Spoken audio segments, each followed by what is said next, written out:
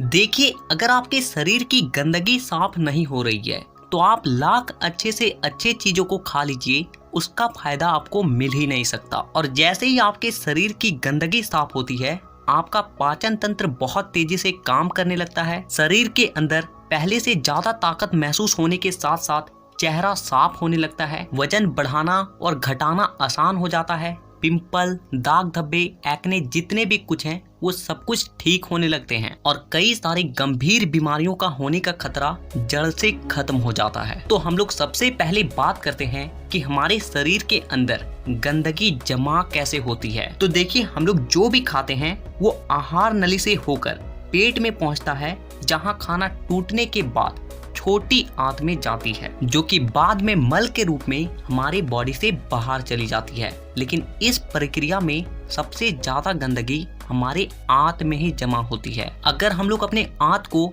Zoom कर कर देखें तो वो कुछ इस तरह का दिखाई देता है, जिसमें उंगली की तरह दिखने वाली छोटी छोटी उभार होती है, जो कि एक फिल्टर के तरह काम करती है, क्योंकि इन उभार के अंदर नसें होती है जो कि हमारे शरीर के अलग अलग हिस्सों से जुड़ी होती है और इसी नस के जरिए खाने में मौजूद पोषक तत्वों को खींचकर खून में और हमारे शरीर के अलग अलग हिस्सों तक पहुंचाया जाता है। लेकिन जब हम लोग जाने अनजाने में गलत तरीके के खाने का इस्तेमाल करते हैं तो वो हमारे आंतों में चिपकने लगती है और धीरे धीरे दीवार पर एक मोटी परत बनाकर जमा हो जाती है, जिससे कि जब हमारी आंतें खाने में मौजूद पोषक तत्वों को खींचती है तो उसके साथ साथ गंदगी भी हमारे खून में मिल जाती है और फिर शरीर के अलग अलग हिस्सों में जाकर ये गंदगी जमा हो जाती है। जब ये गंदगी खून के जरिए हमारे लीवर तक पहुंचती है तो फैटी लीवर और जॉन्डिस जैसी बीमारियां होती है। जब ये किडनी में जमा होती है तो किडनी स्टोन और फेफड़े में जमा होने से अस्थमा, और जब खून के जरिए दिल तक पहुंचती है